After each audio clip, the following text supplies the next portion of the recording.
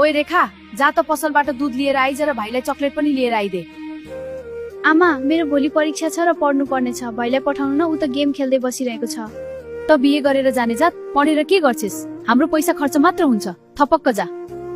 बाबा, मलाई 20 रुपैयाँ दिनु न। साथीहरूसँग खेल्न जान्छु अनि चकलेट खान्छु। लेउ मेरो छोरो, तिमीलाई 20 होइन 50 रुपैयाँ। रमाइलो गर हे।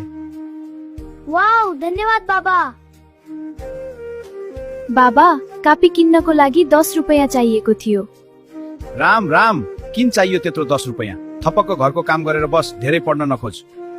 भाइलाई भने 50 रुपैयाँ दिन सक्छन् रमाइलो गर्न, तर मलाई पढ्नको लागि 10 रुपैयाँ पनि दिँदैनन्। उफ, आज त साह्रै गले स्कुलबाट आउँदा। एकछिन आराम गर्नु पर्यो। ओइ रेखा, आउने बित्तिकै के महारानी भएर बसे कि? हिँड, भैँसीलाई खोले खुवाउन।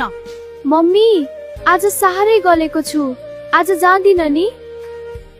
छोरी मान्छे भएर गले भन्छेस? थापक्क हिँड। ओहो, मेरो बुढेसकालको सहारा, मेरो कान्छो छोरी स्कुलबाट आइपुग्यो। मम्मी, म अब साथीहरूसँग खेल्न जान्छु है। हुन्छ छोरो, साथ छिट्टै फर्क हे। हे भगवान, हामी छोरी मान्छे माथि नै किन यति अन्याय हुन्छ? हामी पनि त मान्छे हौ,